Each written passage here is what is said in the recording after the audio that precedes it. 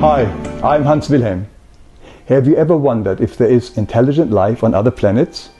Even Carl Sagan stated that it would be astonishing to me if there weren't extraterrestrial intelligence. We are in a galaxy of approximately 200 billion star systems, and our galaxy is just one of another 200 billion different galaxies in our universe alone.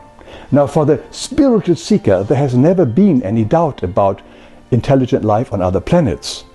From Swedenborg, an early 18th century mystic, to today's prophets, seers, channelers, hypnotists like Dolores Cannon or Neil Donald Walsh or Bashar, we have a lot of material and books describing the societies on other planets.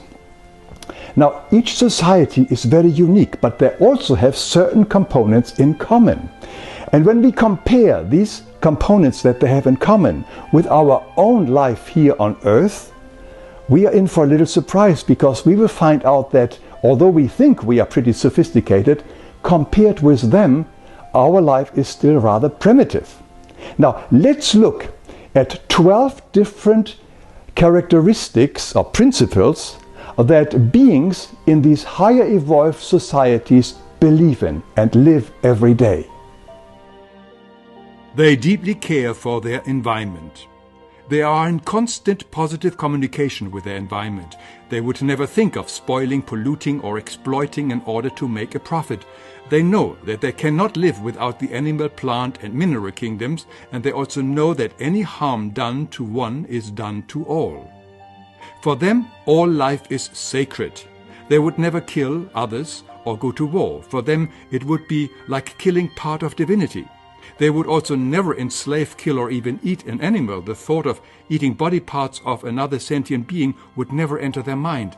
They would also never use animals for labor, or laboratory testings, or entertainment. They deeply respect their own body. They would never harm or pollute their own body. Just consuming something because it tastes good but is bad for the body would make no sense to any highly evolved being. The idea of smoking, alcohol, or drugs is totally alien to them. They don't own anything. They are more like stewards of things, but not owners. They are not running around and declaring this is mine and that is mine. Why are we so obsessed to own stuff? We even go so far that we own people like slaves, wives, and children. They share everything. The idea of hoarding stuff for oneself is alien to them. They share everything that they have with anybody who needs it. There is no wealth inequality. Compare that here on Earth, where an estimated 20,000 children starve to death every day. Their goal is simplicity. Highly evolved beings enjoy simplicity in their homes and their environment. It keeps their mind and heart uncluttered. Leonardo da Vinci reminded us a long time ago that simplicity is the ultimate sophistication. They have total honesty. They do not lie, have secrets, or deceive each other in any way. Their form of communication is telepathy, which makes hiding anything from others virtually impossible. Telepathy requires total openness and honesty.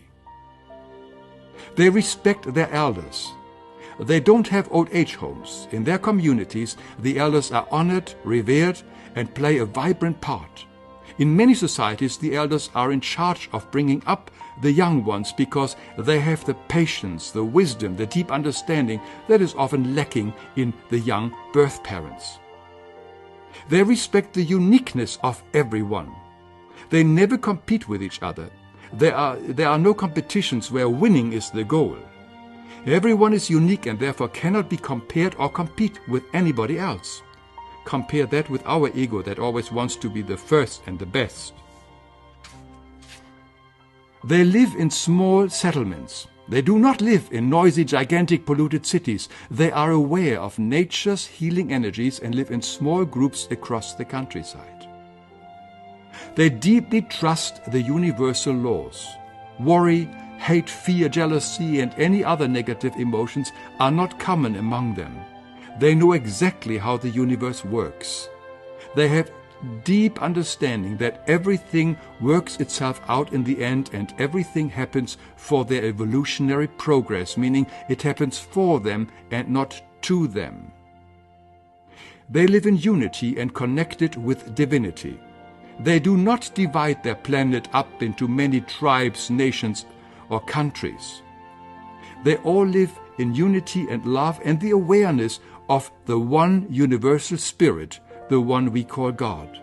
Highly evolved beings live in the old stream of God and feel totally connected with God. This leaves us with the question, why are we so much behind these highly evolved societies? And the answer, as I see it, is twofold. Firstly, it is our ego's obsession with our physical body. Have you ever noticed that virtually all our industries that run this world are for the comfort, the pleasure and preservation of our physical body? The military, the health industry, travel industry, car industry, transport, and so on and so on. They are all focusing on our physical body, but we are not our body. Our body is merely the vehicle for our soul, just like the car is a vehicle to drive around in. But our ego totally identifies with our body, and therefore we think we are our body.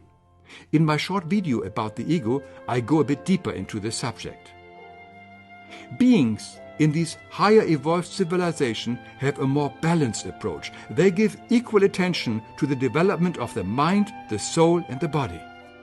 And here is the second reason. Here on Earth, we are unaware of the grand unity of everything. We predominantly rely on our outer senses, like our eyes, and therefore we don't see this grand connectedness of everything.